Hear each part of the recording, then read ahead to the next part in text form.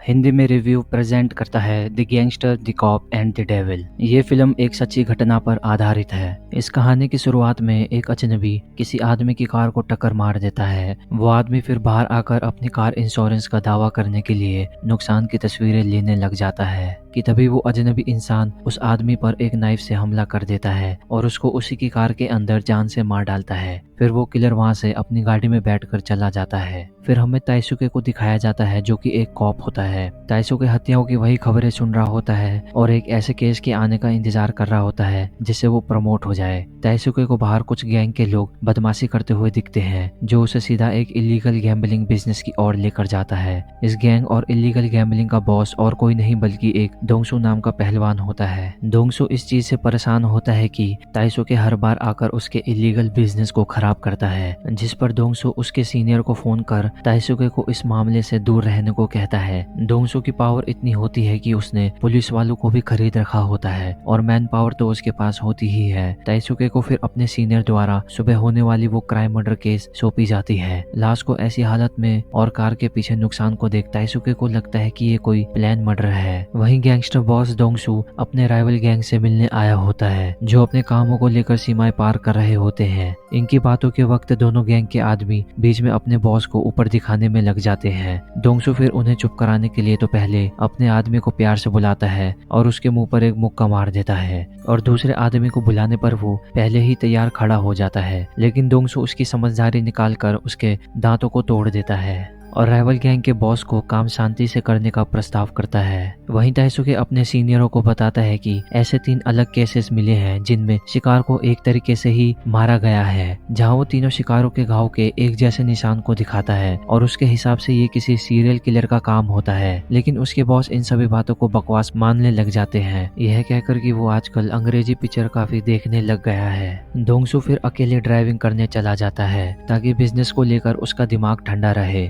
अचानक पीछे से कोई उसकी कार को ठोक देता है। वो शख्स और कोई नहीं बल्कि वो सीरियल किलर होता है। दोंगसू बाहर आकर गाड़ी के ठुकने के निशान को देखता है। ज्यादा नुकसान नहीं होने पर वो उसे जाने को बोलता है कि तभी वो किलर गैंगस्टर पर पीछे से हमला कर देता है, लेकिन दोंगसू अपने आप को बचाकर किलर को नीचे पटक देता है। किलर दोंगसू की छाती पर नाइफ से कई वार कर देता है, लेकिन गैंगस्टर बॉस जब किलर को उसी के नाइफ से उस पर हमला कर देता है तो उसे पता चल जाता है कि उसने जिस पहलवान से पंगा लिया है वो उसकी चटनी बना रहा होता है और इसी डर से किलर वहां से भागने लगता है, लेकिन जाने से पहले वो दोंगसू को अपनी गाड़ी से नॉक कर देता है। दोंगसू फिर हॉस्पिटल में एडमिट हो जाता है और इसी बीच दोंगसू के आदमी राइवल गैंग पर हमला करने चले जाते हैं, ये सोचकर कि उनके बॉस पर हमला राइवल गैंग के बॉस ने ही करवाया होगा। अगले दिन दोंगसू अपने आदमी को बताता है कि उस पर राइवल गैंग वालों ने नहीं बल्कि किसी और शख्स ने हमला करा था। दोंगसू अपने आदमी को उस किलर की गाड़ी की डिटेल्स देकर उसका पता लगाने को कहता है। तभी ताइसुके वहां पर आ जाता है और दोंगसू से कोऑपरेट करने को कहता है ताकि वो उसके हथियारों को पकड़ सके, जिस पर दोंगसुके बोलता है कि उस किलर को वो उससे पहले ही पकड़ लेगा। पर ताइसुके गैंगस्टर बॉस दोंगसू की गाड़ी को देखने लग जाता है, जहां उसे गाड़ी के पीछे वही ठुकने का निशान दिखता है जो वो सीरियल किलर हर बार करता है और वो समझ जाता है कि ये किसी सीरियल किलर का ही काम है। दोंगसू फिर किलर की स्केच बनवाकर अपने आदमियों को किलर को पुलिस से पहले ढूंढने को कहता है और इसी बीच किलर कई लोगों को मारता फिरता है। किलर अपनी एक गलती कर देता है जहां वो अपने किलिंग नाइफ को किसी रास्ते पर ही नजरअंदाज कर देता है। वहीं ताइसुके गैंगस्टर बॉस के गैम्बलिंग बिजनेस को परेशान करने पर लगा हुआ होता है। ताइसुके को पता चल गया होता है कि अगर दोंगसू सीरियल किलर की जानकारी उसे देगा तो वो किलर को पकड़ सकता है और केस सॉल्व करने से उसका प्रमोशन भी हो जाएगा। ताइसुके की इन हरकतों से दोंगसू परेशान हो जाता है तो वो उससे बात करने के लिए बुलाता है। ताइसुके फिर गैंगस्टर बॉस दोंगसू को बताता है कि उस पर जिसने नाइफ से हमला करा था वो एक सीरियल किलर है और वो उस सीरियल किलर को पकड़ सकता है अगर दोंगसू उसकी मदद करेगा, क्योंकि दोंगसू एक जीता जागता सबूत है। अगर उसने किलर को जल्दी नहीं ढूंढा तो वो और लोगों को मारता रहेगा, लेकिन दोंगसू किलर को अपने हाथों से पेलना चाहता था, जिस कारण वो ताइसुके को किलर की कोई जानकारी नहीं देता है। वहीं राइवल गैंग गैंग के लोग दोंगसू के साथ हुए हादसे को लेकर उसके सभी धंधे को रोकने की कोशिश करने लगते हैं और उनके लोग दोंगसू के कामों पर अपना कब्जा कर रहे होते हैं। उस किलर की वजह से गैंगस्टर में दोंगसू को लोग कमजोर समझने लगते हैं, इसलिए वो सबसे पहले अपने आदमी से उस किलर के बारे में पूछता है, जिस पर उसका आदमी बताता है कि उन्हें किलर की कार मिल गई है और साथ साथ उस इलाके के एरिया पर एक मर्डर भी हुआ था जिसकी 2 मील की दूरी पर उन्हें ये एक नाइफ मिला था। दोंगसू उस नाइफ को देख समझ जाता है कि ये वही है और कि कैसे वो किलर कई लोगों को बेवजह मार रहा है। अपना नाम और रेपुटेशन बनाए रखने के लिए दोंगसू को किलर को जितना जल्दी हो पकड़ना होता है, जिस कारण उसे और जानकारी के लिए ताइसुके की मदद लेनी पड़ती है। दोंगसू किलर की गाड़ी की चाबी ताइसुके को देता है और उससे कहता है कि वो उसे मैन पावर और जितना भी खर्चा होगा सब प्रोवाइड करेगा।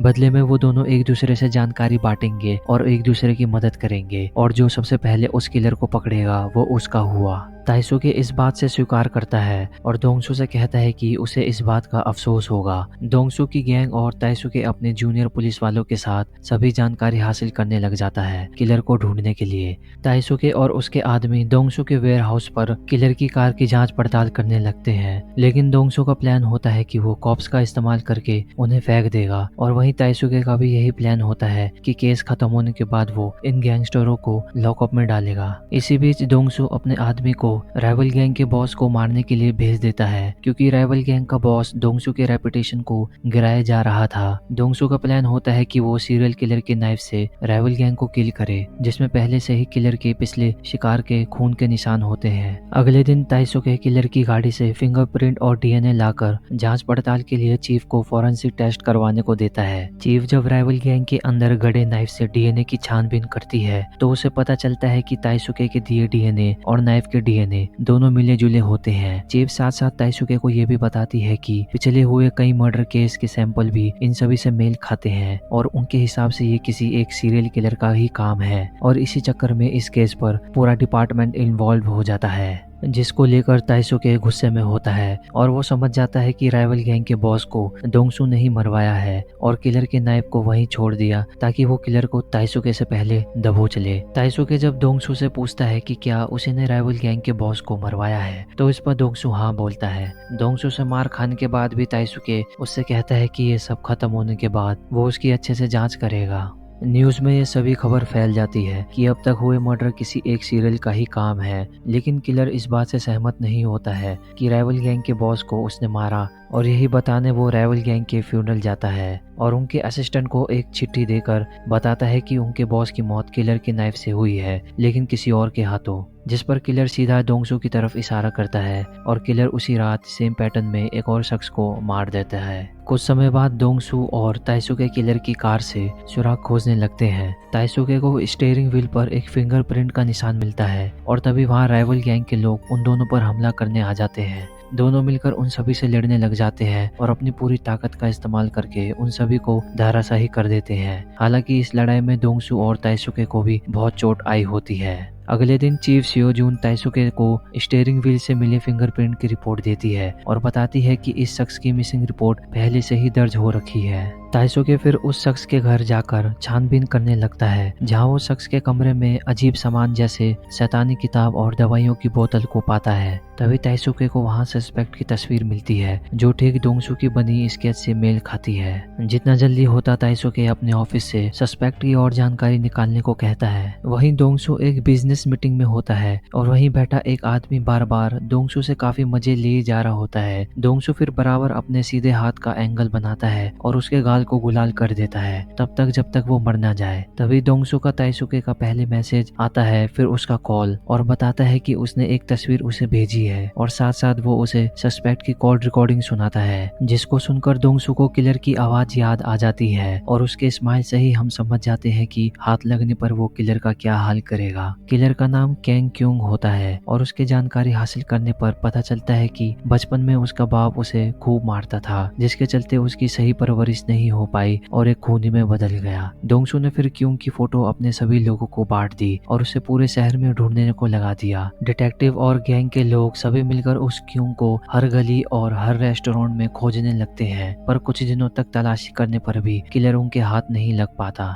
एक दिन दोंगसू स्टॉप पर खड़ा होता है और बारिश भी जोर से हो रही होती है। वहाँ एक स्टूडेंट बस का इंतजार कर रही होती है। छाता नहीं होने की वजह से दोंगसू उसे अपना अम्ब्रेला देता है। स्टूडेंट मना कर रही होती है लेकिन दोंगसू जोर करता है तो वो अम्ब्रेला को ले लेती है। तभी वहाँ ताइसुके आ जाता है जो उस लड़की से कहता है कि तुम्हें ऐसे अनजान शख्स से अम्ब्रेला नहीं लेना चाहिए, वो बदमाश भी हो सकते हैं। जिस पर वो लड़की ताइसुके से कहती है कि उसे तो वही बदमाश लग रहे हैं। स्टूडेंट अम्ब्रेला को लेकर दोंगसू को थैंक यू बोलती है और बस के अंदर बैठ जाती है। दरअसल इसी बस के अंदर किलर भी बैठा हुआ होता है लेकिन दोंगसू और ताइसुके ये नहीं देख पाते। शाम होने पर गैंगस्टर और डिटेक्टिव साथ मिलकर खाना खाने लगते हैं। तभी न्यूज पर दिखाते हैं कि शहर में एक और मर्डर हो गया और इस क्राइम सीन में दोंगसू को अपना वही अम्ब्रेला दिखता है जो उसने बस स्टॉप पर स्टूडेंट को दिया था। उन्हें पता चल जाता है कि किलर आसपास ही है और सभी जितना जल्दी होता हर मोटल, हर रेस्टोरेंट और सभी बस रूट को छानने लग जाते हैं। कई कोशिशों के बाद उन लोगों को एक मोटल का पता चलता है जिसका ओनर बताता है कि वो इसी जगह पर रुका हुआ है लेकिन अभी यहाँ पर नहीं है।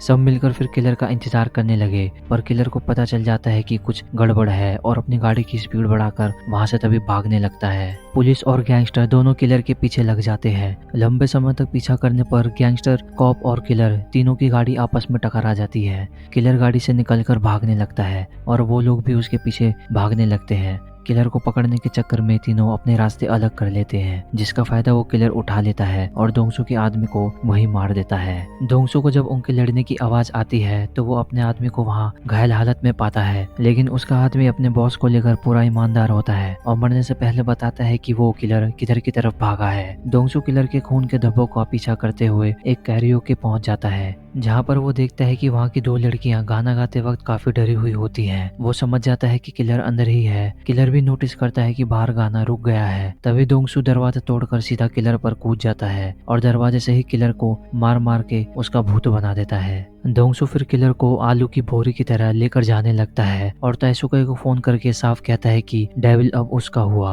गैंगस्टर फिर डेविल को अपने वेयर हाउस ले जाकर उसका बहुत बुरा हाल करता है लेकिन वो बस बेहों की तरह हंसता रहता है। खेल खत्म करने के लिए दोंगसू डेविल को खत्म करने जा ही रहा होता है कि तभी ताइसुके वहाँ गाड़ी लेकर आता है और दोंगसू को गाड़ी से ठोक देता है। दोंगसू बेहोश हो जाता है और ताइसुके किलर को अपनी गाड़ी में लेकर जाने लगता है। ताइसुके किलर को पुलिस स्टेशन लेकर आता है और वहाँ सभी ये देखकर शॉक होते हैं। अगले दिन ताइसुके गैंगस्टर के सभी कामों पर भी रेड लगवाकर उनका काम रोकता है जैसा उसने पहले प्लान करा था। पुलिस स्टेशन पर पुलिस वाले किलर से पूछताछ कर रहे होते हैं। पूछताछ के दौरान साइको एकदम शांत होता है लेकिन ताइसुके को गुस्सा आ रहा होता है क्योंकि उन्होंने किलर को पकड़ तो लिया था लेकिन उसके खिलाफ कोई ठोस सबूत उनके पास नहीं होता है। किलर ने केमिकल बोतल की मदद से अपने फिंगरप्रिंट भी मिटा रखे होते हैं ताकि वो मर्डर वेपन से जुड़ ही ना सके। किलर ने ये सब कुछ पहले से ही प्लान करके रखा होता है। कोर्ट पर भी किलर यही बातें बोलता है कि अगर बिना प्रॉपर सबूत के वो उसे सजा देंगे तो ये एक मर्डर होगा। यहाँ तक कि किलर का उसके नाइफ से कोई लिंक है ये भी साबित नहीं हो पाता। जज भी बिना सबूत के कुछ नहीं कर सकता था लेकिन विक्टिम की फैमिली को न्याय चाहिए होता है।